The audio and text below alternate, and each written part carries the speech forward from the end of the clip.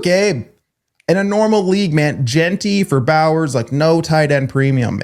I feel like that's a conversation. But start 2 tight ends, 2.5 tight end premium. It's Bowers, is it not? Oh my gosh, dude. Yeah, I want Bowers. We're going to have to talk about it. You got barbecue back there. And you didn't invite me. Hurt my feelings. Welcome in, everyone. I'm Ty, that's Gabe, and you've made it to Saturday, and this is another episode of the All Gas Trade Show. Yeah, baby, welcome in, everybody. Another one in the house. Gabe, we made it, man. You had an open house. You're on the road. You made it back. I'm half near sick for my wife, so we're pulling through. But how are you doing, my friend? Hey, we're doing this for the people, man. We're doing this for the people, but doing good, buddy. Yes, I had an open house this morning, and so I essentially got evicted from my house, not literally, and knock on wood, right? But got kicked out of my house, so some people could come and view the house because we are on the market, trying to move closer, man, to work and friends and all the good stuff. Absolutely. Speaking of the good stuff, DDFFB, head on over to DDFFB, DDFantasyFootball.com. Use code TRADES, get the all gas, or not the all gas, the all gas tier would be pretty cool, but the all conference plus Discord tier, you get 50% off your first month, or use code TRADEGOAT, you get 50% off the GOAT tier, get everything DD has to offer. Patreon.com/all gas still works. And of course, Underdog, use code all gas, get your special pick and up to 1,000 in bonus cash. And while you're here, DDFFB Fantasy Football, we got the YouTube page, we got content coming damn near daily. Hit like, hit subscribe, stick around to the end. We'll chat about some more stuff. But Gabe, let's get to it, baby. Oh yeah. We got ourselves that man, Brock Bowers. So we got 12 team, start 12, super flex, PPR. Start 2 tight ends and 2.5 PPR for tight ends. So Gabe, I just want you to talk a little bit about these formats, because the more I join these 2 tight end leagues with big, heavy premium, it's just, I don't know if there's a price for some of these difference makers like Brock Bowers, and there's only 1, 2, maybe 3. So to talk to me about that and talk to me about this deal. I mean, we used to use the term BAM players, right? By all means necessary, right? Like just whatever you got to do to get these type of guys, those are the type of guys that you want to get. And let me tell you, man, in a 2.5 tight end premium, where you have to start 2 tight ends, you absolutely want to have Brock Bowers and Trey McBride by some way, shape, or form on your team. And so going back to your original question, man, as far as like these crazy tight end formats, it really just speaks to, you want the guys that produce week in and week out. I mean, they are such big difference makers. Think about this, like 2.5 points for each reception before you even include any yardages or anything like that. Like Brock Bowers is damn near scoring minimum at least 20 points a week, minimum at like 20 points a week, right? And so just one of those guys that you just absolutely want. And the way that I would kind of approach a league like this is in a start 2 tight end is I want to try to get just 2 of the best. Like I want to basically put a lot of my eggs in one basket where I'm getting those 2 elite tight ends. I can punt the wide receiver, or I can punt the running back position, and I can figure it out later. I want to try to get myself into 2 difference makers at a position that's already very scarce, where you're not going to be able to find hammers like this, right? I mean, in a start to 12 team, 24 tight ends, Ty, I don't know if there's 24 half decent tight ends that you would want to start week to week. Mm-hmm. So if I can have 2 of the best, by all means, that's what I want to do. And that is going to be such a huge difference in your league every single week. Yeah, man, just seeing how steep the drop off is after even the top 6 tight ends. Like if you can actually muster a way into the 2 top tight ends in a start 2 tight end league, it just hits different, Gabe. And like we're not even talking about any of the 101 or 105 of this deal. Like I had to start up this earlier this offseason. It's a start 2 tight end league, and it was a snake draft. So my only snake draft this year so far. But guess what I did? I took Bowers round 1 and I took McBride round 2. And let me tell you, I was able to build it out at least. It was a little scary, a little thin. You definitely take some sacrifices doing that. But gosh, how does that set you up? And I don't know if there is truly a price for Bowers in a format like this. So when I see this and I see, hey man, you're going to get Genty and then something at 105, whether that's your quarterback, whether that's maybe a Hampton, maybe a Tet, maybe a Hunter. A Warren probably in this format, maybe even a Loveland, depending on this, like, because this is such a scarce tight end format that these guys are probably going to go significantly higher as well. Yep, absolutely. So you got options there, and you're going to get two nice players, but I don't know what the price is for Bowers in a form like this, and I'm just going to take Bowers, man. I'm just going to do it. I mean, and I don't think it's the wrong approach. I mean, at the end of the day, I want Ashton Genty, but there's still always going to be, and I know sometimes people hate when you say this, but there's going to always be some risk associated with all of these players, right? Like, there's always going to be risk associated with Ashton Genty. There was a risk associated with Marvin Harrison. There was risk associated with Caleb Williams. Like, all of these rookies, like, there's always going to be some type of learning curve when they come to the NFL. I mean, we expect and have high expectations for Ashton Genty, and I truly believe that he's going to live up to those expectations. But at the end of the day, we've seen what Brock Bowers can do with less. I mean, last year, it was not a pretty quarterback situation out in Las Vegas.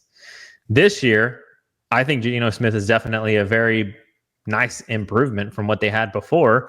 So for me, adding an Ashton Genty to this offense, I think it opens up the passing game even more for Brock Bowers and for Jacoby Myers and whoever else they have out in Las Vegas, right? Like, I think adding such a dynamic weapon in Ashton Genty to that backfield, it opens up the offense even more, where players are now, or teams, I should say, are now having to actually focus on that running back situation and not having to just kind of pass it off as like, oh, you've got, who was it? Sincere McCormick and Amir Abdullah and God Alexander knows Madison. Yeah, like, who else, right? So just the list goes on of just a bunch of bodies pretty much that Las Vegas had. Now they actually have a true weapon back there that people will have to make sure that they're covering. And so I think that opens up the offense even more. And I think, again, they got a better passer now in Geno Smith. So I think this is a really good setting up for a really good season for Brock Bowers, if you will. And so for me, man, in such a format like this, where it's just a super scarce position, I'm having to start two of these guys already week to week. I mean, it just give me Brock Bowers. I can figure out the running back situation. I can figure out whatever I'll get at the 105, because again, I think there's still a ton of risk associated with, especially the later that you get in these first round picks, the hit rates become even less. So by all means, man, just give me Brock Bowers and I can figure out the rest. And Lefty Golfer here, he punted pretty hard out of the startup. Players of note, he has Purdy, Penix, Dak, Ladd, Jacoby, double Raiders. Let's go. Yep. Brian Robinson. Not much outside of that. Still has the 102, 107, 108, 109, 111, 112, 202, 205, and 207. So you have a bouquet of picks. I mean, you might as well spend them on something, right? And if I can lock down Brock Bowers, again, like, having a tight end like that in a format like this, really almost irregardless of format, when you have a Brock Bowers on your team, it opens you up to not have to roster 2, 3, 4, 5, 6 tight ends on your bench. It gives you an automatic advantage each week over pretty much all of your league mates, as long as, what we saw from Brock Bowers continues and or improves. Oh yeah. But I just, again, in a format like this, like, if I had Brock Bowers, I truly, truly do not know what it would take to move him. And maybe we'll find a deal one of these shows where I'd be like, yep, that's it. That's it. Josh Allen, Justin Jefferson in the first. Okay. Yeah, you got it. But yeah, we'll see if we get there. But Lefty, great one to get us started, my friend. Oh yeah. And I would even I was looking at the ADP real quick while you're transitioning over. Okay. The only people that go ahead right now in startups of Brock Bowers positionally is Justin Jefferson and Jamar Chase. And I can tell you right now, Ty, in a format like that, man, I probably would consider taking Brock Bowers over both of those guys, as crazy as that sounds. But just the absolute juice of that format, you want those tight ends, man.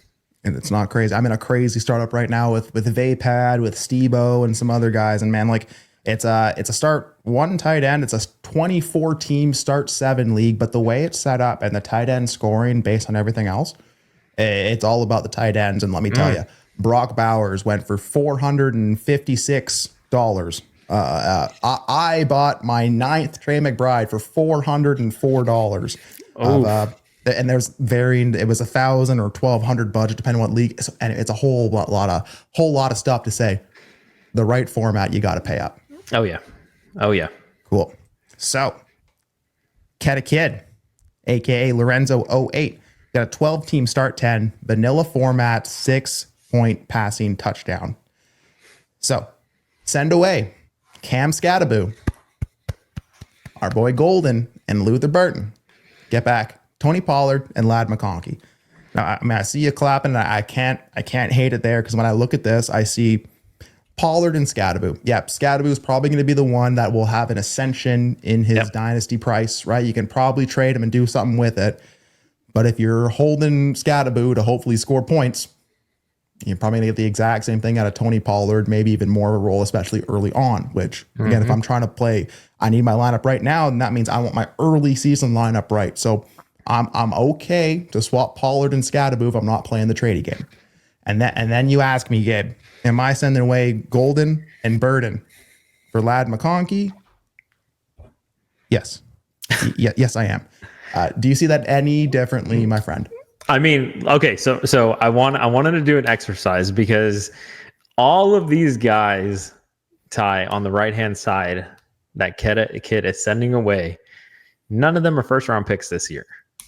None of, I mean, well, in fantasy or in NFL? Well, in fantasy, correct. Sure. Yeah, correct. Yes. Let me good clarification there before the YouTube comments go crazy on me. I heard the click clack. I heard it. I know. Yes. So first round rookie picks in fantasy football. None of these guys are first round picks. So you're taking a lot of these guys, man, with the 201 through the 204, 5-ish.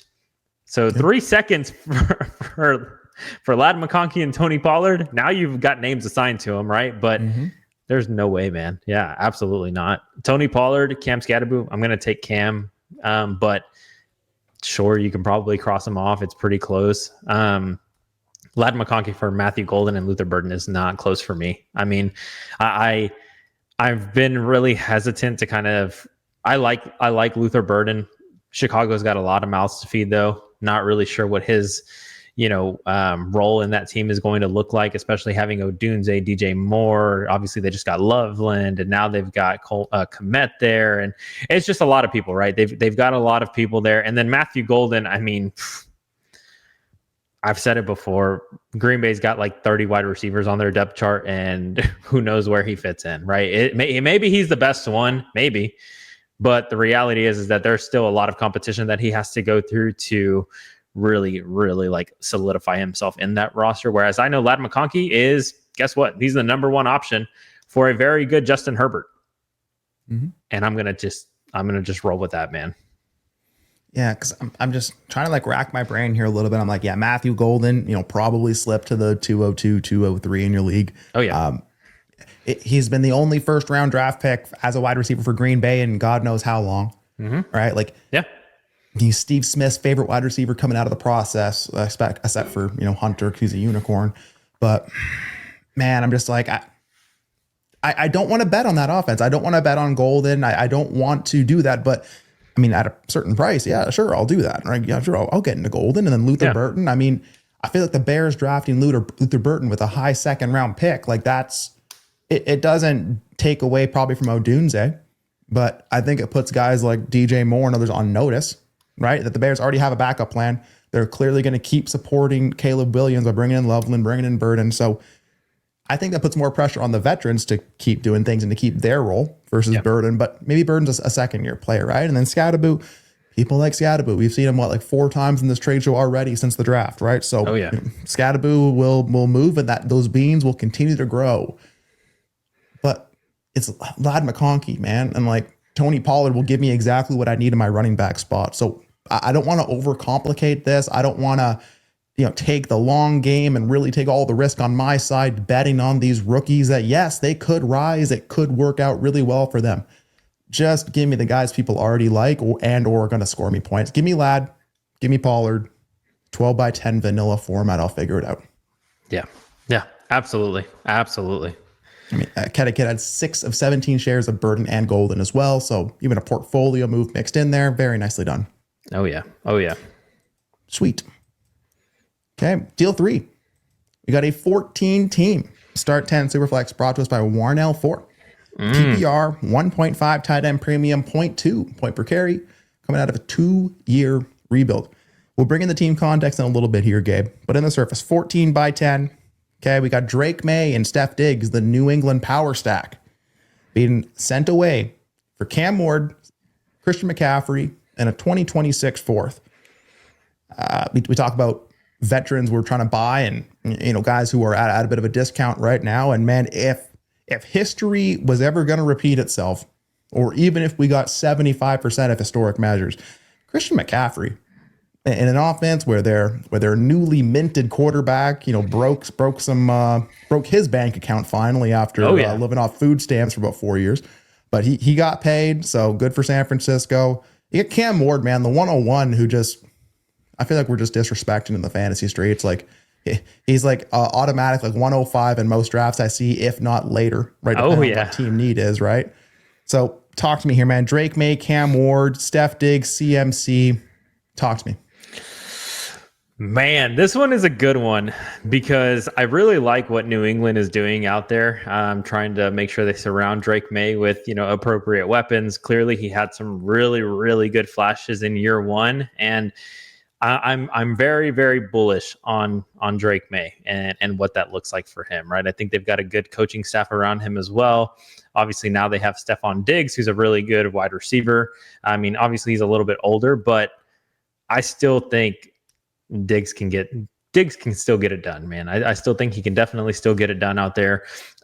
Christian McCaffrey is a guy that I've actively been looking to buy, especially this offseason, given just, I've said this before, but I think in the dynasty landscape, we care about age a little too much and worrying about when the floor is going to fall out on some of these guys. And, you know, sometimes, man, these guys are just worth letting the bottom fall out on you. Like if Christian McCaffrey gives me the next 12 weeks of running back one production, and then all of a sudden it's just gone, I'll take that. You know what I mean? Like I will take that. He's such a difference maker. It's kind of like a Derrick Henry situation where you just ride it till the wheels fall off.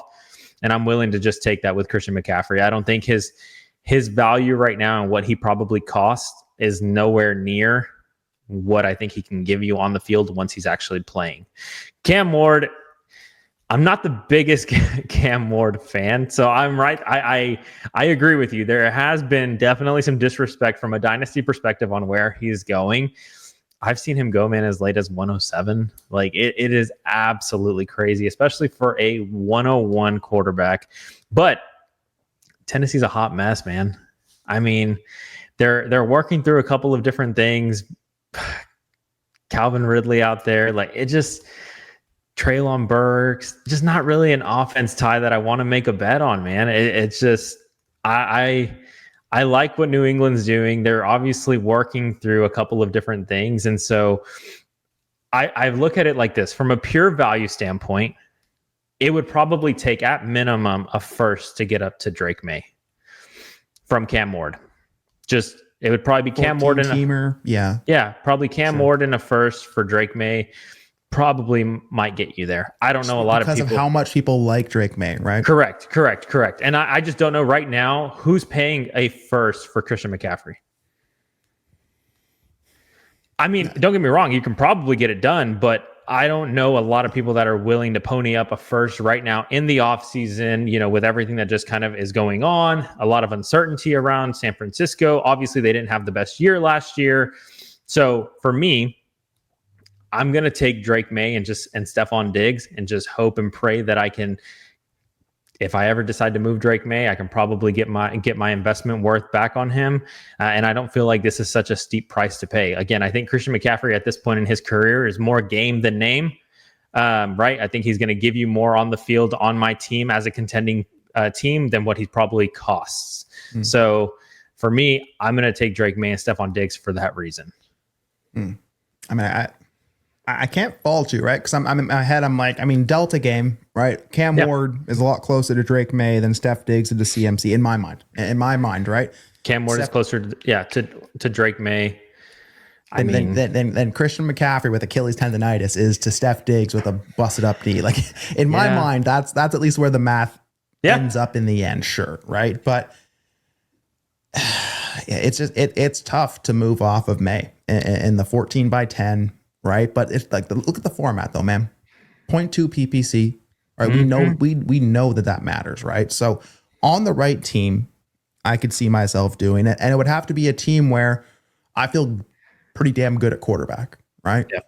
So if you had a team where you had Dak, Penix, Cousins, Chuba, Javonte, Tootin, Marks, Ollie Gordon, you got James, you got one of the backups in the bag already, Trev Etienne, you got CD, Puka, Marv, Hunter, Tyreek, Reed, Bird, and Kyle Williams. You had to throw in that Tillman, and you got Pitts, Taylor, Ertz.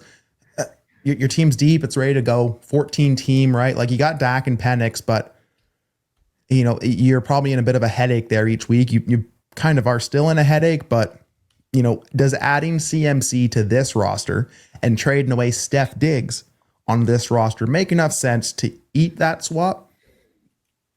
I guess that's where I don't want to play 100% the need game and base my value solely off of how it fits on my team. I definitely probably would have tried to explore all the possible options for Drake Maye, Steph Diggs. If I'm sending that package away, I'm happy to do so. Just want to make sure I'm getting the best thing back. You asked who's sending a first for Christian McCaffrey. I mean, technically I did in a 12 by 10 league, but that wasn't the crux of the deal. And that was a part of a bigger package where a first and CMC were crossed off to make it work. But man, it's a good deal. You know, It is a good deal. It is a good deal, man. But let me ask you this, okay? I do think out of all these players on both sides of the equation, I think Christian McCaffrey is the one that plugs in the easiest, right? 100%. I have no disagreements with that. I think out of all these players, week to week, you're probably going to be starting Christian McCaffrey, and then I would say it's a Drake Maye. I mean, because Drake Maye and Dak is probably a damn good combination. I mean, I have more faith in Drake Maye than I do Michael Penix. Kirk Cousins is not even on a team, right? Like, who knows, right? Like, we genuinely don't know what's going on with Kirk Cousins right now in his situation. So for me, it's going to be Christian McCaffrey that just plugs in automatically because you just have nothing at running back outside of Chuba. I mean, technically Javonte is the starter right now in Dallas. So maybe Tootin, I like him in Jacksonville again, but he still has Travis Etienne. He still has Tank Bigsby. Like he still has some obstacles in his way, right? Woody Marks here. I mean, again, Houston still has Joe Mixon. Like I'm not expecting any of these guys to just come in immediately and be the starter, right? And so Christian McCaffrey is the one that has the runway to essentially immediately jump into your starting spot. But that said, man, I don't want to pay a Drake Maye for a Christian McCaffrey. Like, and again, obviously, I know it's not 1-for-1. I get that, right? And I do get that. But I would then, on the flip side of that, I'm starting Penix over Cam Ward week to week, right? So what I would have preferred to have done is, could I have gotten, sure, trade away Drake Maye if you want. That's fine. That's fine. I'm not saying don't trade him away, but could I have gotten Christian McCaffrey and some picks? Could I have gotten something like you don't need a quarterback back. So you could have done things a little bit differently, in my opinion, versus going and getting Cam Ward, who, Ty, as we just mentioned, not a lot of people want. If he's falling to the 105, 106, 107, and he was a 101 startup pick or a 101 NFL draft pick, does that really bode well that people really want this guy? No, right? Probably not. And know your league, right? If Cam Ward went 102, sweet. Like then you kind of have more of a gauge on it. But yeah, man, like, yeah. Yeah, I mean, and then again, Stephon Diggs is never going to touch your lineup. I mean, ever. CD, Puka, Marv, Hunter, like Tyreek, he's never going to touch your lineup. So obviously context does matter, absolutely. But I don't want to pay Drake Maye just to have Christian McCaffrey as my starter. That's basically what I'm trying to say. Yeah, no, and I think that's probably the correct thing. Like what I would have loved to do is, can I just send away Penix and get Christian McCaffrey plus? Boom. And then you kept Drake Maye. Yeah. And then you would have kept Drake Maye. Right. Like I probably would have preferred that. Maybe I can send Penix and Kyle Pitts. Can I get Christian McCaffrey and George Kittle? Right. Ooh. Like, can I do a little something where I address a couple different pieces where I don't have to get the quarterback back, right? Because like you left yourself in the exact same kind of predicament that you were in at the start of the trade. So yeah, absolutely. Tyreek, Christian McCaffrey. We talked about that before. I mean, you have so much at wide receiver right now.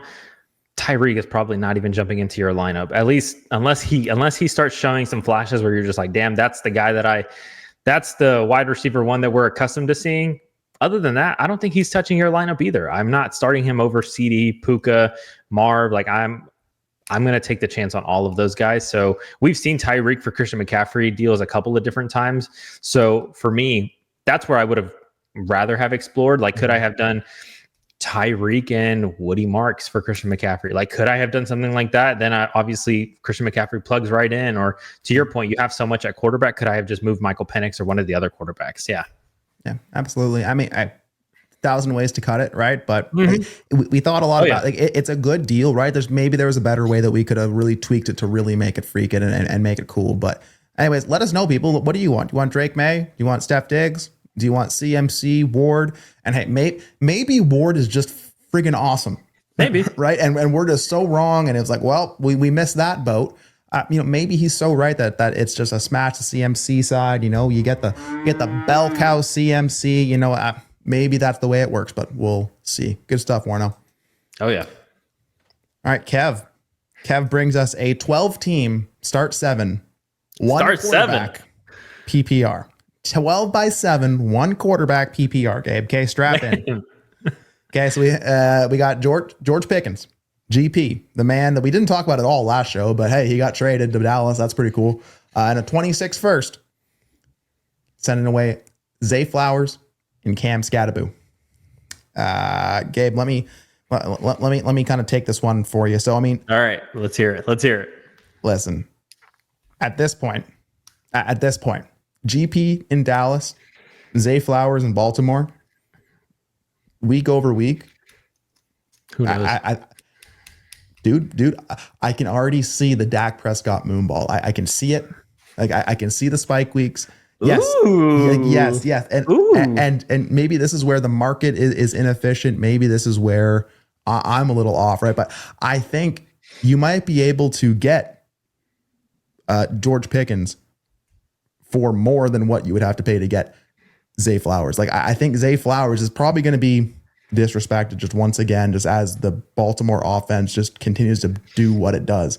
And George Pickens is the new shiny thing. So listen, I think you can almost cross that off. I'm taking a 26 first for Cam Scattaboo. Like I'm just doing it. So if you're okay to even say Pickens and Zay Flowers in the same ballpark, I'm taking the first over Scattaboo. But tell me I'm wrong. Tell me I'm wrong. I think that's spicy, man. No, but it's funny because while you were sitting there talking, I'm looking at the ADP. GP right now, he's actually started climbing, as you would expect, because people are excited about the Dallas landing spot. He's going at the end of the 7th. Mm-hmm. That being said, Zay Flowers is going in the middle of the 6th. So they're pretty close. I mean, a round back and you're picking up a first over Cam Scattaboo. Like, I had said week to week when you were talking about it. I said week to week, I think you won't know who to start. If both of these guys were on your team, you would have no idea who to start, in my opinion, because I do believe, to your point, there's probably going to be weeks where GP does catch that 50-yard bomb from Dak. This is the best quarterback that George Pickens has played with in his career. And I want to mention that, like, the stink on George Pickens is not how he plays. It's not him as a NFL player when he's on the field. People like him. He's very good. I mean, we've talked about him, from a WAR perspective and, like Trinity, like he's very good. He's doing all the things that you want. A lot of the concerns with GP come in more on the character side of it, like his attitude, his demeanor, things like that, right? But again, from an actual player, he's pretty damn good. He is pretty damn good. And so I agree with you. Week to week, you won't know who to start between George Pickens and Zay Flowers. So I'm right there with you. I will back you up. I do think that in the grand scheme of things, from a value perspective, from an ADV perspective, it probably leans a little bit on Zay Flowers, but I'm not going to want to pay anything on top of GP to get to Zay Flowers. Like I'm not going to do that, because for me, they're almost one and the same. And then I'm going to take a 26 first every single day, Saturday through Sunday, whatever it is, like over Cam Scattaboo. Easily. let me sell you on GP over Flowers. Let me All right. let me Let's sell hear you, it. okay? Let's hear it. So I'm looking at Fantasy Calc right now. Like Fantasy Calc has Zay Flowers at 25, like wide receiver 25, Okay. overall player number 75. Yeah. George Pickens, wide receiver 31, overall player 82. Right. So again, 7 players apart, like very, very close, right? So it's right there. Yeah. Zay Flowers, contract ends in 2027, and he's going to have that 5th-year option. So we'll see what happens there. George Pickens, his contract ends this year, man. Like this is it. He got traded to Dallas. It either works or he hits free agency, and it's all we're going to talk about all off. Well, where's GP going to be? Where's he going to be? So even if I want to play it, and again, GP 24, Zay Flowers 24. So if you want to play the age game, they're the same damn age, right? GP's issue, like you said, has always been the quarterback. It's not so much what he's doing on the field, it's what's around him and the perception of George Pickens, the knucklehead tax, I'll call it, right? Like it knocks him down a couple pegs. Mm-hmm. I think week over week, you could flip a coin, like you said. You're not going to know who to start, and then come the offseason, I think GP is going to be the one that we're going to be talking about, the one that you're going to see as a top traded player on Dynasty Daddy when we come to the offseason, because he's going to be in the news. So if I want to take the bet on what player can ascend, what player is going to get me more eventually, I'm going to bet on George Pickens over Zay Flowers. I'm going to double down with you also. Who does Dallas have at running back right now? Javonte Williams, And Jaden Blue. Yep. Yeah. Who does Baltimore have at running back? Some Kingslayer or something like that, right? Yeah. Yeah. The King, Derrick Henry, right? That's the guy. That's the guy. Yeah. I think one offense also, remind me, Ty, if I'm wrong, likes to actually run the ball more than the other. Okay, yeah, right, because they have one of the greatest running quarterbacks ever, too. Yes, yeah. Lamar Johnson. That's it. Yeah. So I'll also double down too in that context too, that Dallas really doesn't. I like Javonte. We liked him obviously coming out of college. We had a lot of high hopes for him and everything. You know, at one point he was running back 2 in Dynasty, all that good stuff, right? But Dallas doesn't have really a run game. I'm not super excited about Jaden Blue. I mean, sure, I want to take a gamble on Javonte Williams at cost. Like, what does he cost you? A 3rd or 4th, maybe? You know, like I'm willing to take a gamble with him at that price. But Dak loves to throw the ball, man. Dak loves to throw the ball. I think this is a great, landing spot for GP. I think it helps CeeDee Lamb. They're going to be flinging that ball around like nobody's business.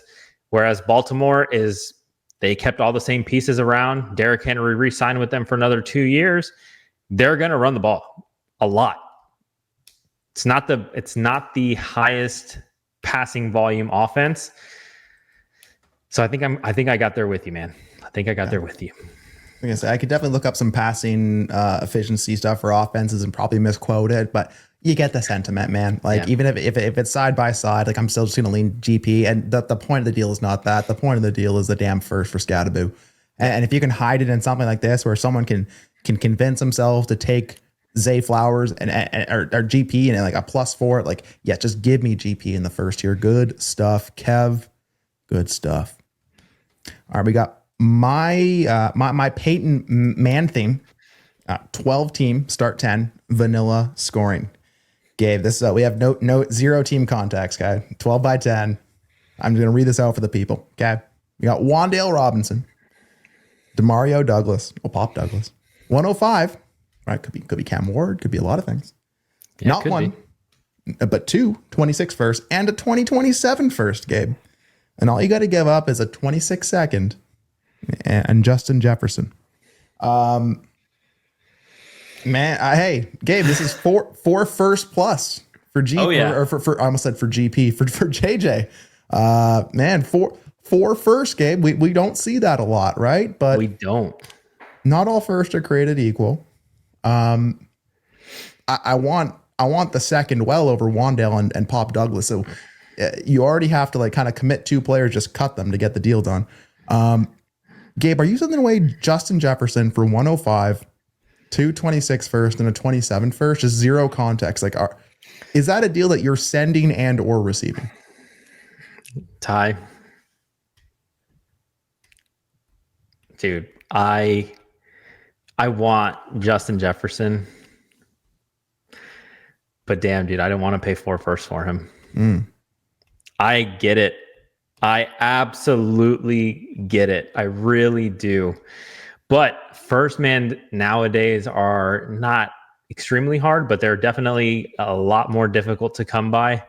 And unless I just absolutely have the greatest team and I'm just looking to add even more like just absolute best players ever, I think I want 4 first, man, over Justin Jefferson. Just what I can, like, we have no idea, no context, right? So you're talking two random 26 first that could be anywhere between 1 to 12. Oh, and Gabe dropped off. He's so he was about to say, these first can be anywhere between 1 and 12. We have no context, right? If they were all playoff picks, maybe that's something. But again, if these are going to be top, like if they're all playoff first, man, like you just traded away Justin Jefferson first for some pocket change. But like you were saying, Gabe, right, is these first, man, like as long as they're not all like junky first, yeah, it's kind of hard to say no to 4 first. I think StreamYard disagreed with me, and they were like, "No, man, you got to get out of here, dude. You're like, get out of here with it." I didn't hear what you said, but what I was going to say, man, is 4 firsts are just so incredibly difficult to come by nowadays. This opens your team up so much, and I truly believe still at the 105 you're going, and the reason this is another thing, like at the 105, you still can get a very, very good player. Like right now, ADP wise, Ty, and I'm just asking you because I know where your mind goes right now. I know Travis Hunter is your 102, but in ADP right now, man, he's at the 104. Let's say that is Travis Hunter at the 105. How do you feel about this? Like, are you giving up your Justin Jefferson for Travis Hunter and 3 first? And 3 first, bro. Yeah, it's the 3 first of it all, right? And that's the thing. If you make a deal like this, it can't just be for future picks, for future pocket lane. Like there has to be something I can bite into right here, right now. Oh yeah. So that's 100%. where that 105 actually can get you there. Like if that's Hunter, oh my God, I'm taking Hunter in 3 first. Like I am doing that. Oh yeah. Right? Travion. I mean, even Travion at 105. Like these are realistic possibilities. Like I'm not telling you it's Ashton Genty at the 105. Like I'm giving you realistic scenarios of like Travis Hunter could be there. Yeah. Travion Henderson more than likely will be there. So I'm just going to be willing to take the bet, man, on one of those guys and still have 3 first because Ty, not a lot of people, man, can muster up paying 3 first for any of these guys, right? Can I turn around, and we've seen it before, could I turn around and give 3 first and another just throw in wide receiver for another comparable like Amon-Ra St. Brown type? Then you're talking to me Amon-Ra St. Brown and Travion Henderson for Justin Jefferson, or Travis Hunter and Amon-Ra St. Brown for Justin Jefferson. What you can do with these picks, man, I think outweighs just a little bit of what you can do with Justin Jefferson, man, in my opinion. And I know that that's crazy to say, and I agree with you. I want the second over Wandale and Pop Douglas. Get it out of here. I don't even care. It's, to your point, the 3 first of it all, the 3 extra first that I can just be liquid, man. Yeah. And that's even on a deal like this, you have to have a plan with it, right? Like, yeah. If your plan is to sit there and pick every single draft pick, then I'm probably just going to take Jefferson, right? And if you gave me a little extra context, right, and you said that these 26 first are the 2 best teams in the league, and the 27 first is a long shot to, we can't project 27, we can't, right? Yeah. So, like, if you tell me that you have conviction on those first, okay, I can start to get behind the Jefferson, right? But like you said, man, if you have a plan, you can really maximize those first. It really opens up the way that you can do things. It's hard to say no to 4 first. The Wandale, you have to get Wandale. Have to get Wandale back to make that deal go through. But I want to know what the people think here, man. I'll say fine. I'll come down. 0 context. I'll take 4 first. I will because of what I know I can do with the 105. That's all. But if we had some more context, a why behind anything, I'm probably leaning that side because it's a good deal. But what do you think? Do you want Jefferson in a second? Do you want 226 first, a 27 first, 105, Wandale and Pop Douglas? Where do you come down? Let us know in the comments below. Let me ask you a question while we're transitioning to the next one. Oh God, hold on, Gabe. Oh yeah, there we go. Hi. Could you down tier from, and again, obviously, if you can take Hunter, you can take Henderson, take those guys. Like, absolutely want those guys, right? But could you take that 105 and then move back further? Let's say 111, 110, and pick up an extra 26 first. Could you do something? Then you're talking 5 first, bro. There's just, I mean, you are losing so much value. Like, I get it. It's Justin freaking Jefferson. I get it. But man, what you can do with 4 first nowadays is absolutely insane. You could get Josh Allen. Like, you know, I'm taking Josh Allen over Justin Jefferson. Like, yeah. Okay. Yeah. I'm right there with my friend. And like, if I'm saying that and it's Travion at 1.5 and I know I can go back and get Harvey in a first, like if that's there. Oh, yes. Please, exactly. Thank you. Exactly. Yeah. So good stuff. Okay. We got a familiar face here. Well, Shane says, oh, 1 second here. One sec. There we go. Bang. Now we're good. Shane says, what Shane says with Shane Manila, we got 12 teams, start 10 PPR +1 tight end premium. So 2.0 total, 5-point passing touchdown, 0.25 first down bonus, 0.2 point per carry. We know Shane has all of the Puka Nacua. Like he's been offloading some this offseason. He usually drops in the trade channel when he does it. And in this league, 12 by 10 trades Puka away for Jonathan Taylor and David Montgomery. I just picked up Jonathan Taylor in this auction startup that I was talking about earlier. He went significantly cheaper than the other running backs that are in his range. The Bucky Irving, the Breece Hall, the Kyron Williams. They all went for more than JT. So, you know, JT, I like the bet as a 1-year bet, especially in this Colts offense, which I'm betting is going to rely on the ground game.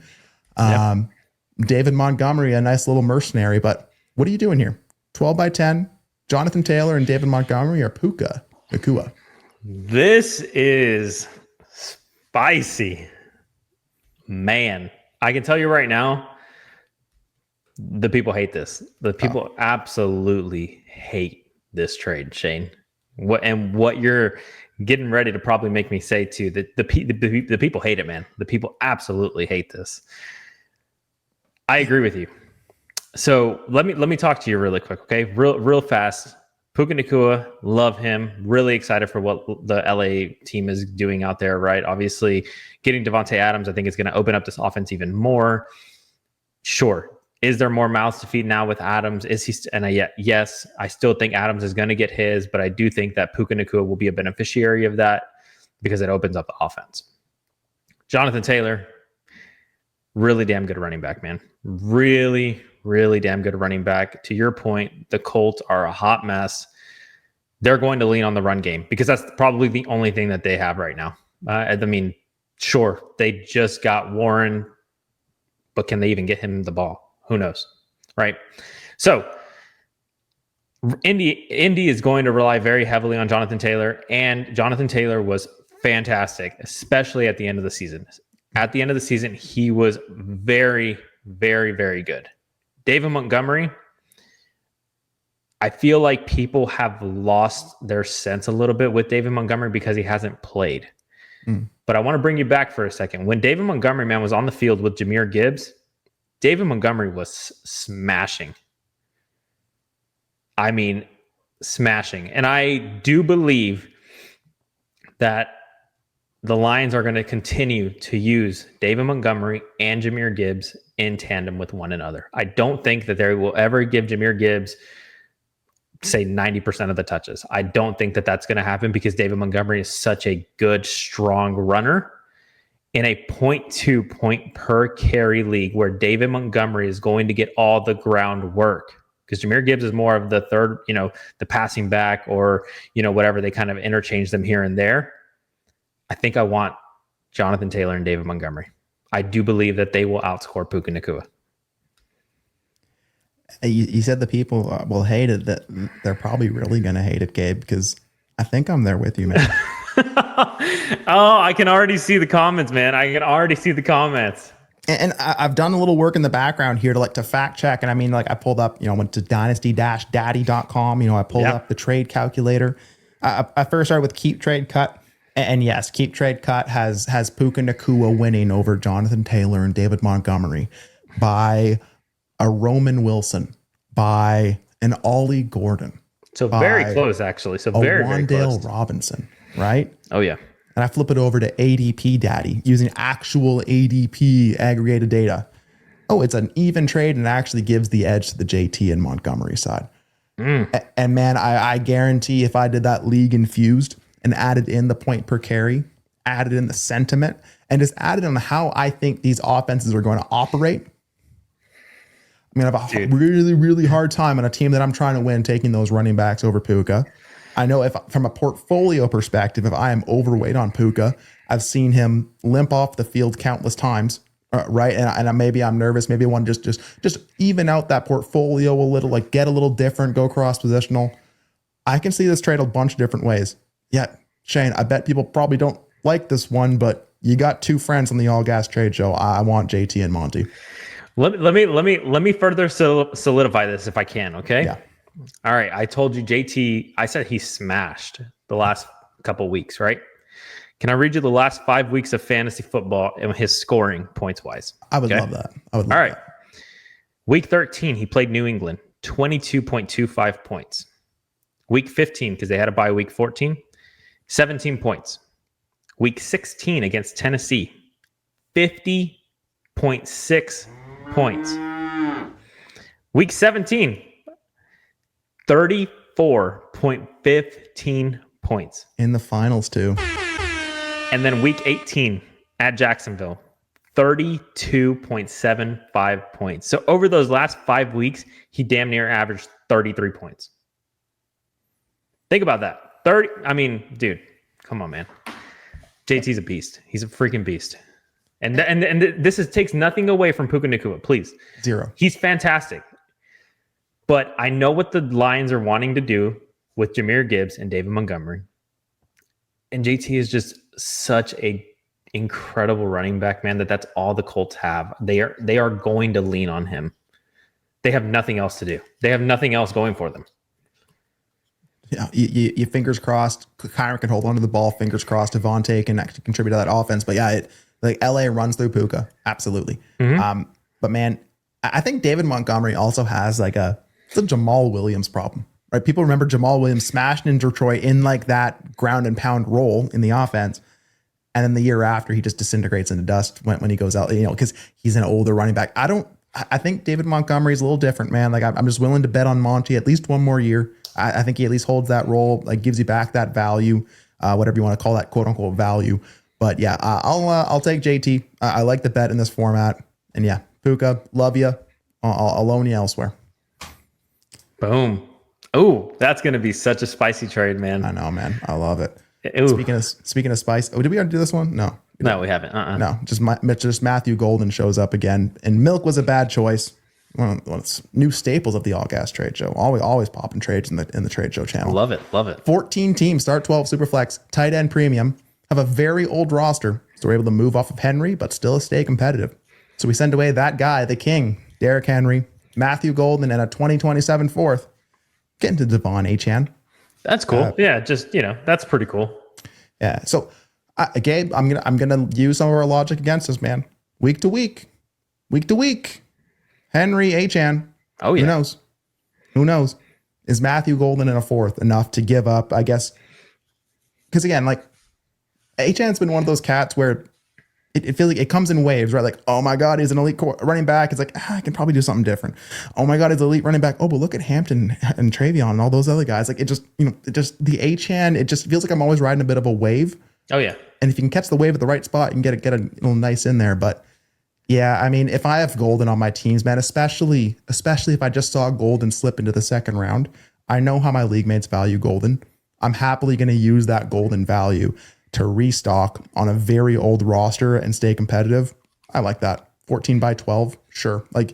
That, if there's ever a format to take the package, pause. But 14 by 12, deep enough. God damn it. Dang. Yeah. Wait, where's the old record? Yeah, sorry. Yeah. If I make fun of myself, they can't make fun of me, right? That's how it works. This is true. Achane, talk to me about Achane here, Gabe. No, I think you hit the nail right on the head, man. As far as like Achane, it does go in waves. He's elite. He's actually just kind of good. He's elite. He's kind of good, right? And I feel like whenever he has those games where he gets injured or he gets like he limps off the field a little bit, it's just like, we told you he was too small. He was way too small, Ty, to be an elite running back. Until they see him break off a 90-yard freaking touchdown run because he's so damn fast. And they're like, wow, this guy's amazing. Again, the community is a very fickle. It's just very fickle. It's a very fickle game we play. And I mean, we talked about Christian McCaffrey earlier in the show, just being one of the guys that you just have to kind of ride until the wheels fall off. I mean, it's just the reality of it. And I mentioned Derrick Henry too, because he's getting up there. I think he's 32 now, 31, pushing 32, somewhere around that range. Like, he doesn't have many years left. And that's just the unfortunate reality of it. I mean, again, we've talked about it before, but Father Time is undefeated. We've seen it. We're seeing it now with like Travis Kelce, one of the best to ever do it, if not the best to ever do it. Right. It's just, it happens, man. It happens. We age, we get older, and unfortunately things just, our bodies aren't the same anymore. And so I don't know if that's going to be this year, next year, the following year for Derrick Henry, but I do believe it's coming. He takes a lot of hits. He takes a lot of beating. And so for me, if I'm able to move that to get into Devon Achane, and all I got to give up is a second round pick, man, Matthew Golden, that I'm not overly enthusiastic about already as it is, I'm going to just take Devon Achane, man. I'm going to take Devon Achane. Yep. Derrick Henry's turning 32 in January of next year. So in those playoff runs, he's going to be having his birthday run, probably in the playoffs, probably doing his damn thing. Yeah. But yeah, I think this is a great way to use Matthew Golden's value, of whatever value that is right now. Some of that flexibility, that youth. Hey, people see a young age. Sure. You can give me that side of the pack. But yeah, give me Achane there. Again, I'll just bet on the guy that can take it to the house at any given moment.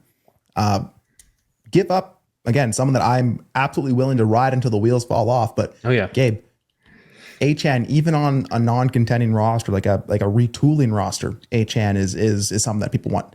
Only a select few teams are going to want Henry, and they're probably not going to want to pay top dollar for Henry either. Especially not right now.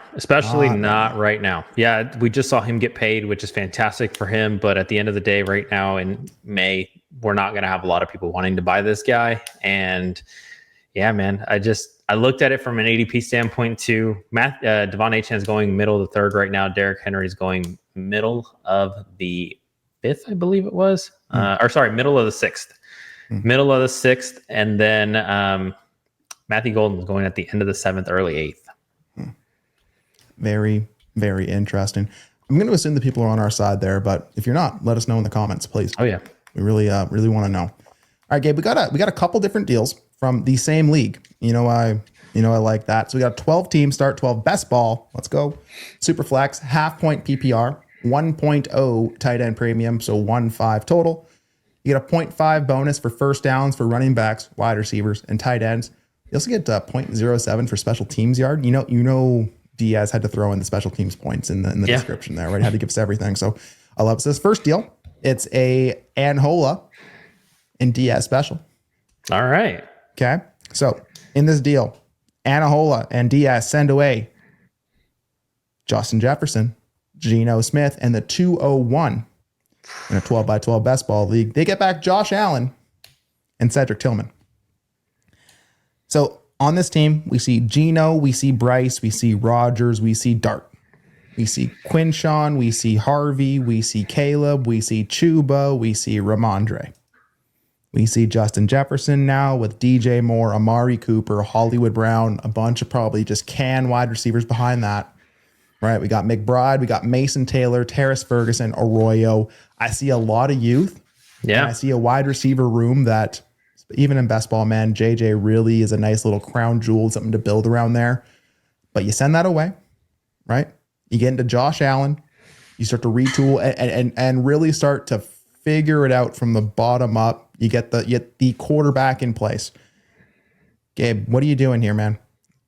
Geno, Bryce, Rogers, get that out of there. Just give me Josh Allen. 12 teams, start 12 best ball. Josh Allen and Tillman, or Geno, Jefferson, and 201, my friend. Man. All right. I mentioned earlier in the show that I would take Josh Allen over Justin Jefferson. Mm-hmm. I did mention that. I also mentioned, Ty, that I'm excited for what Las Vegas is doing. Adding Ashton Genty, I think it opens up the offense, and I do think that Geno Smith is an upgrade for what they had last year. In a best ball league, my friend, in a best ball league, I am going to take the 3-for-1. And I'll tell you why. I believe Geno Smith can give me 65, 70% of what Josh Allen can give me. Ooh. I guess 60. That's I said 65. I said 65. Yeah. I didn't say anything high. Like, no, you didn't go crazy. That's probably mathematically correct. I was going to say, if Josh Allen's giving me 30 points, I think Geno can give me 21, 22 points. Come on now. You know? Sure. Yeah. And then I get a Justin Jefferson. Oh, yeah. And that 201, we mentioned it before. We've talked about the players that go in that range. You can still get a very good player, man. You can still get a very good player. Harvey can maybe fall back there, right? He's going right now 112 is his ADP currently. I mean, you can get a Loveland there. You can get, a good wide receiver there if you want. I mean, again, people have fallen before. I mean, even if you want to start retooling, you could probably get a Jackson Dart there if you need another quarterback. I mean, you can get something comparable there at the 201. And in a best ball league, I like to split my assets where I can get more. And again, usually, unless it's a very juiced quarterback scoring, I like to have more assets than more consolidated assets for me. And I'm thinking about this, like, what would the other side be saying? It's like, well, you're telling me to go from Jefferson to Josh Allen. It's only going to cost me Geno Smith in a second. Oh yeah, absolutely. But then, like, you dig into it, right? Mm-hmm. And like you said, man, like, let's not get it twisted. Josh Allen is dope. Like, he can win week on his own, right? But especially in a 12 by 12 best ball, man, like, I can build a little different. Mm-hmm. And like, if I have Geno, Bryce, Rogers, sure, whatever. But you have Jackson Dart, man, and I see. I like Dart. Like, I do. Like, I want to get some more Dart on my teams, and I'm excited, man. Like, I think that's one of the ones that, except we're discounting Ward, we're definitely discounting Dart. I kind of want to find my way into some more Dart, but running back wise, man, Quinchon, Harvey, Caleb, Chuba, Ramondre, like, you got running backs galore already, like, before even the point scoring season. So you're good there. You had JJ in this room, and I feel like now you've created a void that you have to figure out, how are we going to backfill at wide receiver now, right? Mm-hmm. McBride, Mason Taylor, Terrace Ferguson, or Royal. You feel great at tight end, right? So you have a deep team, and maybe you saw that as, if I can get Josh Allen in there, maybe you can do something with Bryce. Maybe you can do something with Dart. You can move some deck chairs around in the Titanic, but end up with Josh Allen, and that's cool. But almost similar to what we were talking about before, man, like, in a deal like this, if you're moving a Josh Allen, if you're moving a Justin Jefferson, there has to be something you're taking a bite out of the apple on the other side. And if I'm moving away Josh Allen, Justin Jefferson's a pretty damn big bite. Mm-hmm. And Geno Smith, in a collection of quarterbacks that I want to run in a deep best ball league, plus 201, that actually is enough for me. So I'm taking the 3-for-1 as well. Boom. I thought you were going to scare me for a second there, man. No. I come back home all the time, baby. I was going to say, no. And again, man, it's, to your point, like, getting rid of Justin Jefferson, it leaves you with almost nothing at wide receiver, which I feel like holistically, right, in the big picture, wide receivers, I feel like, are more difficult to obtain than running backs, especially the higher that you get, right? The elite ones, or even just the really good ones, right? Like, you could even look at, not necessarily, I'm trying to think here, like Marvin Harrison Jr. type, Garrett Wilson types. You could even say like Drake London, like those low end wide receiver ones are going to be a lot more difficult to obtain, in my opinion, than your low end running backs, like your Kenneth Walkers, like your Jonathan Taylors, like those guys. And so for me, yes, you have a lot of running backs, but I feel like it's going to be even more difficult to obtain wide receivers to backfill when all you have is DJ Moore. You know, like you mentioned you were giving yourself, I feel like you're giving yourself more of a headache. I truly believe that as well. Like, what are you going to move at this point to get yourself into another wide receiver? You're probably going to have to move Trey McBride. You're probably going to have to move that Josh Allen. You're probably going to have to move multiple running backs, because again, I don't think if you're telling me running back 10 versus wide receiver 10, 90% of the community is going to take wide receiver 10 over running back 10. It's just the way that we view it, right? We feel, hey, running back is easier to replace than it is a wide receiver. And so now if it was on the flip side where you had multiple wide receivers and not a lot of running backs, then I might have a different opinion, because I'm like, okay, you lose Justin Jefferson, but you still have people behind him that you can backfill, right? I think wide receiver is a more difficult position to backfill than it is running back. From a value perspective, not from a production standpoint, just from a pure value standpoint. Oh yeah. Gabe, do you want AJ Brown or do you want Jonathan Taylor? I mean, yeah, you want AJ Brown. Okay, right? So Jonathan Taylor's running back 9, AJ Brown's wide receiver 14. Thank you. And that's my point. And that is my point. Do you want Garrett Wilson or do you want Bucky Irving? That's probably pretty close. I think that's kind of team dependent for me. I probably lean Bucky. So we're still talking running back 8 versus wide receiver 13. Exactly. Thank you. And that is my point. Exactly. That is my point. Exactly. Yeah.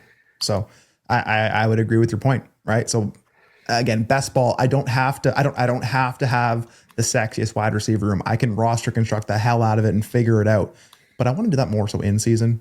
Right. And if I can get some really like pillars in place, especially on a retooling roster, like, don't get me wrong, Josh Allen, we talk about how things can open you up. Josh Allen really, really can be a linchpin for a team. It can be the reason you win week over week. Mm-hmm. And I can figure out why. Like, yes, that is true, but not for this price, man. Like, I want to take the Geno, the Jefferson, the 201. You and I are already probably thinking the same thing of how can we take 2-1 DJ Moore and one of those tight ends and get into some other things that we need for this team and really start to build it out. So I know between Diaz and Anahola, they're going to really like keep trading things. And that's what they did in the same league. They kept going with trade with Pistol Pete.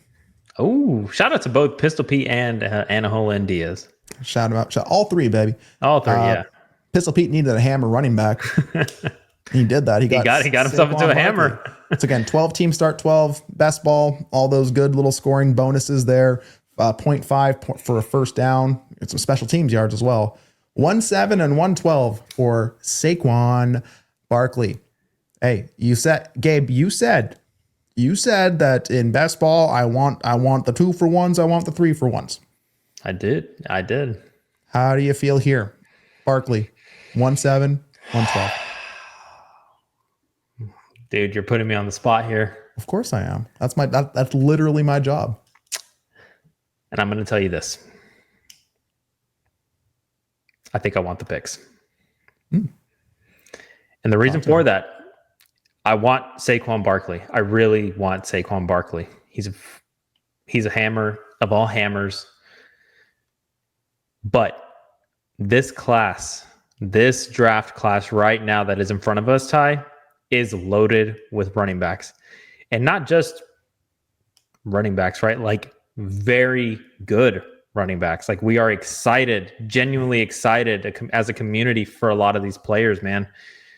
107, 112 can get you into very, very good running backs. And in a best ball league, man, I don't have to pick and choose who I'm starting week to week. If this is a lineup league, I want Saquon Barkley.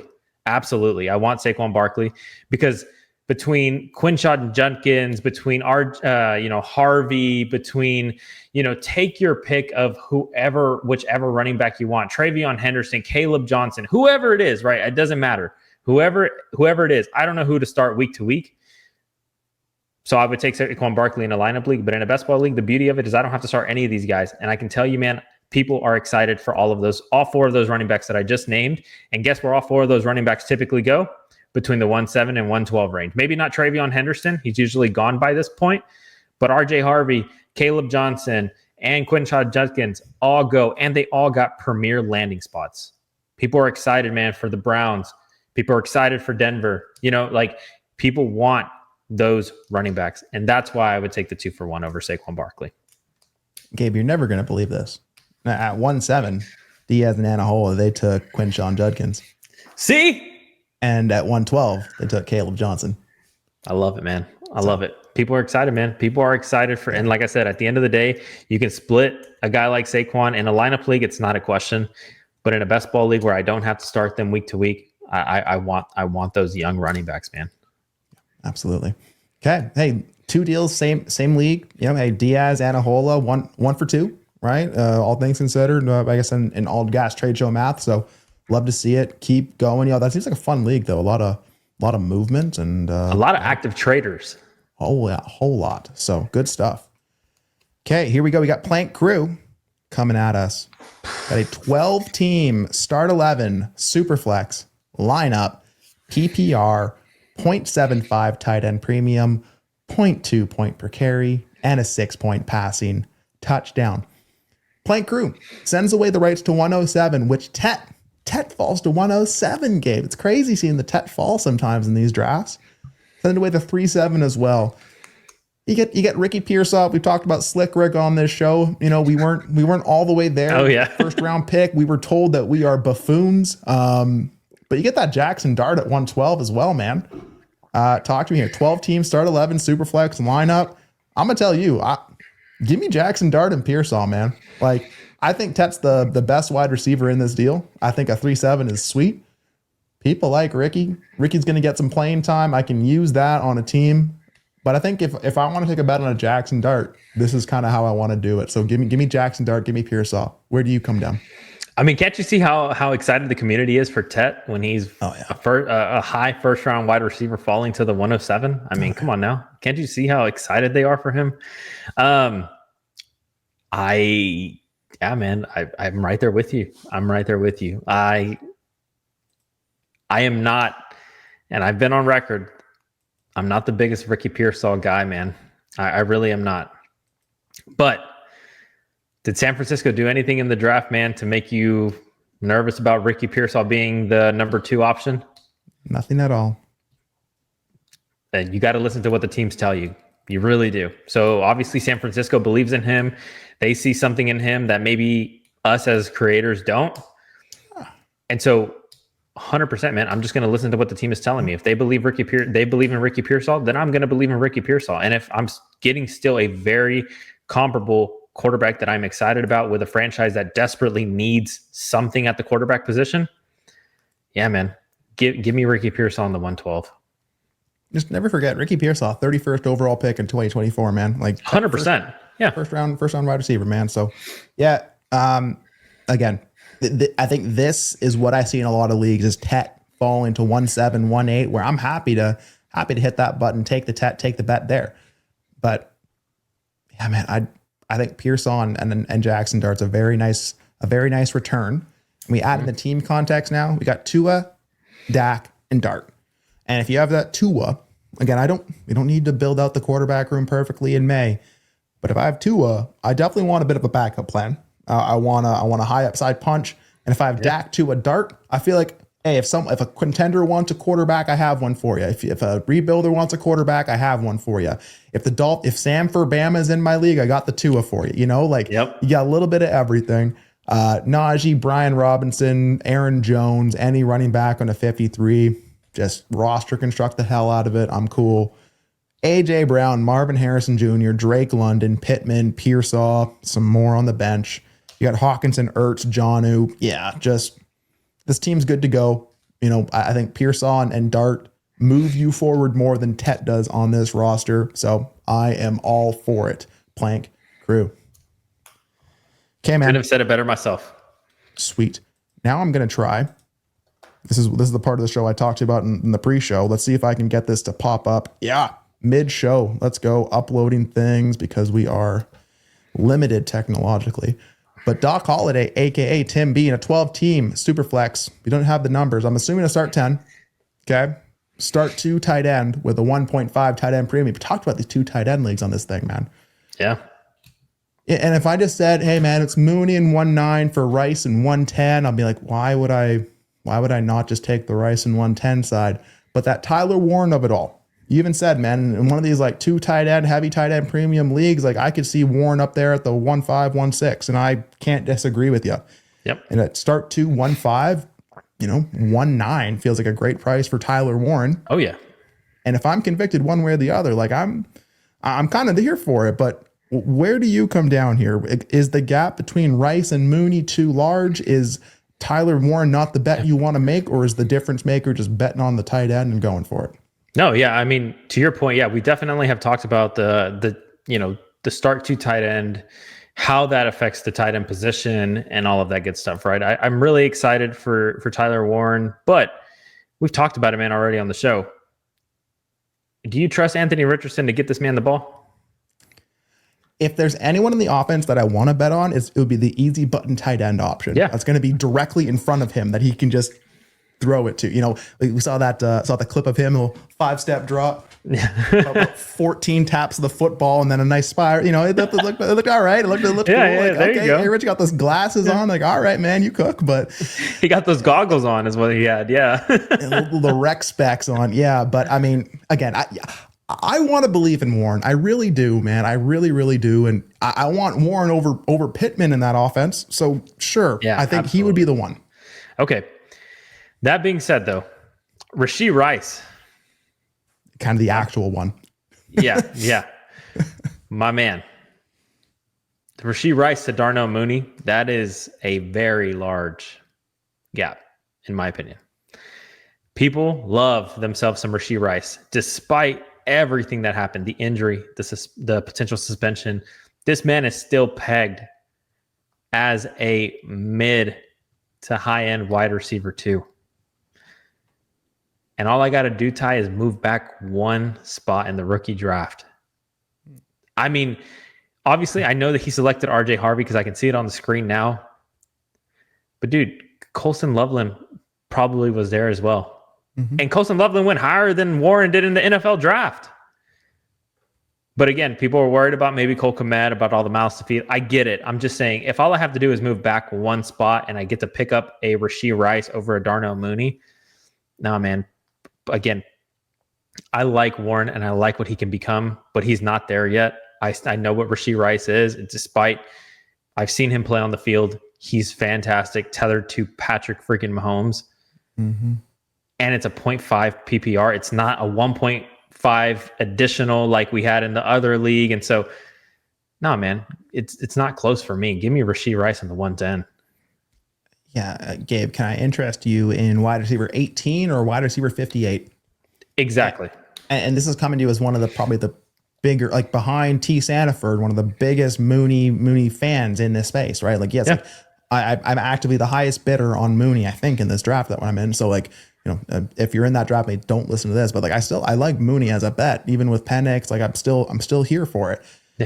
But man, like this is the Rashee Rice is suspended all of 2024 through 2027 price. Like this is not, the math isn't mathing here for me. And based on everything I'm seeing and hearing, I don't think Rashee Rice's trial is going to be even up and running by the time the season is here. So I don't think if there is any legal repercussions, we're going to see it this upcoming year. So if Rashee Rice can recover from his knee injury, if the legal stuff can either hold off or go somewhere else, I mean, yeah, even without all that said, it's still Rice and 110. Like, give me Rice and Harvey and I'll be just fine. And you're getting a running back that you're extremely excited about. Not just you, but just the community in general, man. They are excited for RJ Harvey. Yeah. On a team with Joe Burrow, Drake May, Mac Jones, Chase Brown, Brian Robinson, Swift, JSN. Again, if you have like squished together letters in your wide receiver room, you have a good wide receiver room. JSN, ARSB, T. Higgins, Mooney. You just have Bowers and Andrews, right? So again, if you have Bowers and Andrews, why did you do that? That's I'm asking the same genuine question. I'm like, why would you do that? I mean, why would you want to take, unless you're trying to corner the tight end market where you want people to just come shopping with you, but and I play that way, right? But even I'm saying, man, give me RJ Harvey and Rashee Rice on this team. Yeah. Like who's plugging and playing week to week, man, in your roster? Rashee Rice, and RJ Harvey. Like I'm starting RJ Harvey over probably Brian Robinson and DeAndre Swift. Just because, I mean, again, I like both of those guys. I like Brian Robinson and I like DeAndre Swift. I like DeAndre Swift a little bit more than Brian Robinson, but again, neither here nor there. I'm probably still going to start RJ Harvey in Denver with Sean Payton over Brian Robinson and DeAndre Swift. So both of these guys that you're sending away get plugged in, or I guess he's sending away, but get plugged. These are like starters that you are playing for a tight end that is not going to see your lineup. You're not starting him over Brock Bowers. And I would probably venture out to say that I'm not going to start him over Mark Andrews, at least not right out the gate. Yeah. So, like I said, a little, I might go one way or the other there, but I'm pretty much always going to be on the Rice and 110 side. I want to find my way into Tyler Warren, but not at this price. Right? We can probably do something different. So, let us know. Are we off? Like, is the tight end premium way too much that it would make up the difference if you can secure the guy that you think is the one in Warren? Or let us know. Are we wrong? Okay, we got one more. All right, last one. And don't worry, it's a very, very small deal. A very, very small deal here from Jimbo Slice. It's a 12-team start 10. It's a one quarterback league, Gabe. Just one. Okay. All right. Got a 1 point PPR, a 1.5 point tight end premium. Okay, so on one side of this deal, got David Montgomery, we got Travis Kelce, we got DeAndre Swift, we got Bretton Strange, we got the 311. Oh yeah, and we got Amon-Ra St. Brown. On the other side, we got 101, 201, 401, and the 2026 first of the team in this deal. And if you look at these picks, Gabe, the Bloodhound Rams Bears, they were the 101 last year as well. So Bloodhound Rams Bears is clearly trying to go from worst to first, speed running the league here. Sends away Genty, 2-1, 26 first, 401. Gets into, at least 3.5 solid players. Oh, yeah. Let's cross some things off here, Gabe. Where do you start? I think you got to start with the best of the best, right? Mm-hmm. I mean, we've talked about this specific scenario a couple of different times, right? So Ashton Genty or Amon-Ra St. Brown in a one quarterback, 1 point PPR. Where do you land? Flip a coin. If I'm in 10 drafts, I want 5 Genties, 5 Amon-Ras. Yeah, I think I'm right there with you, right? I think I'm right there with you. In a vacuum, I again lean Amon-Ra a little bit. Because of exactly what you said earlier. Yeah. Right? Yeah. Just because of the value of it all, right? I lean Amon-Ra just a little bit, but it's close enough for me where I'm like, okay, we can cross it off. Right. Then I sit there, man, and look. A lot of the guys on the other side are kind of just guys at this point. Like the only people that I truly, truly want is David Montgomery and DeAndre Swift. Like I'd like Bretton Strange. Sure, I'll take him, right? Like I'll take him in a 0.5 PPR or in a 1.5 tight end premium. Like he really doesn't do much for me. Travis Kelce's a guy that I'm actively looking to move now. Like I don't want, a 35-year-old tight end who has definitely regressed based on just watching the game, right? He's definitely regressed now at this point. And you're telling me I get a 201 and I get a 26 first of the guy who was just a 101. Realistically, you're not adding, you're adding points on his roster, right? You're definitely adding points on his roster. But I don't think what he's receiving, man, takes him from zero to hero. Because quite frankly, the first couple of weeks, Travis Kelce and Bretton Strange could probably give you nothing at this point. As sad as it is, they could give you almost nothing. Got both of them in the same deal. I know. Yeah. Maybe the delta for Amon-Ra is a little bit bigger than, we're making it out to be. Maybe that's why he's like, I'm willing to throw in this extra first. But again, from where you're going and what your team had to be pretty bad to be the 101, right? I don't think receiving these players here makes them an automatic contender. Like, sure, Amon-Ra is going to add points to your roster, but so would have Genty. Genty would have added damn near, maybe not as many, but pretty damn close to the points that you were going to get from Amon-Ra St. Brown. We've talked about David Montgomery. I'm excited for David Montgomery. Absolutely. But I'm not willing to pay an early 26 first for him or a potential early 26 first for him. I like DeAndre Swift. Nobody's paying you a first anywhere close to value for DeAndre Swift. Travis Kelce, I mean, at this point, you almost have to toss him into a deal. Like, you almost have to toss him into a deal because nobody's actively wanting to buy him. Brenton Strange again. Yes, Jacksonville clearly like themselves some Brenton Strange, but it's just not the bet that I'm willing to make right now. 101 Amon-Ra, sure. Right, like give me either one, but yeah, I'll lean the wide receiver. Okay. Yeah. 201 or Montgomery. Sure. Right. If I'm rebuilding, I'll take the younger cat. If I'm winning, give me the Montgomery. I'll Correct. That fills in my slot or my flex. Sure. I can't duct tape enough things together between Kelce, Swift, Strange, 311 to make up for this 26 first, even in a one quarterback league, man. So, Jimbo, good work. Oh yeah. This is just a bunch of noise is what it is. It's a bunch of noise packaged together, man, to get yourself into a potential early first. Like I said, because I think the points that you're giving away do not make this guy an automatic contender. And he just gave you all of his leverage, or at least from what I can tell, he gave you a lot of his leverage. Oh yeah.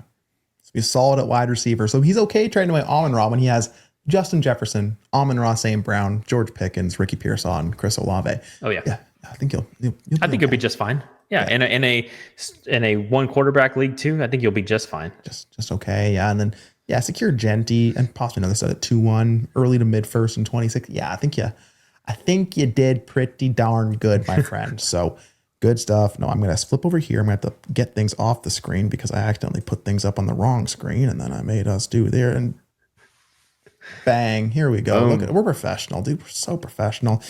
Gabe, we gave the people an hour and 21 minutes of trade talk, where like I said, you were out on the town gallivanting, trying to get market moving house things moving here, and me, I'm holding on by a thread on some cough medication, but we did it. We made it through. Anything else on any of the deals we talked about today? Anything you're doing in Dynasty? Anything else? What are your final thoughts, my friend? And thanks for talking ball with me again today. Oh yeah, man. Anytime, my friend. And no, we've talked about it. Now is the time. Go make some deals. Go get some leverage out there because again, people right now are super excited for these rookies. Just make sure that you have a plan. You do it the right way because again, nothing like trading away a young, promising rookie for a guy that you're excited about who's an old veteran and it just falls flat on its face. So just make sure you have a plan for everything that you do. And where can the people find you, Gabe? Yeah, on X at @IGabe_FF and then in the Discord at @IGabe7. Again, we're always in there, so feel free to shoot me a message. I know I've gotten a couple here and there of people asking for trade advice, and that's what we're here for. Absolutely. If you want to get in the DDFFB community, use code TRADES, use code TRADEGOAT, links in the description below. If you want to get into the Patreon, that works as well. Patreon.com/allgas. If you want to play some Underdog, use code ALLGAS, get up to 1K, get your special pick.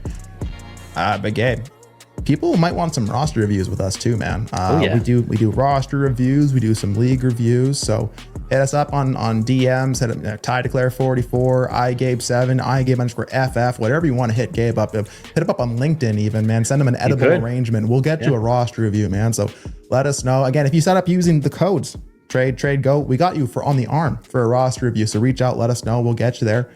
It's a fun one, man. We're past our rookie drafts now. Like you gotta have a plan. What do you do? And I keep thinking in my mind, man, I'm like, remember how on our kind of recap show, we're like, man, in July, these trades, we get a little wonky. We make these bad trades in July. Let's get all our trading done now in May and June before July hits. And then we can pick our feet up and have fun. But hope you all enjoyed this one. If you found it actionable, entertaining, somewhere between hit like, hit subscribe, please, all we ask. And make sure you're tapped in the channel. Stay tuned. Tonight, Dynasty Mailbag, Shane, Brandon bringing you a new show on the channel, Saturday Night Live. And make sure you're tapped into everything DDFFB is bringing you. We love y'all. We out of this thing. Peace.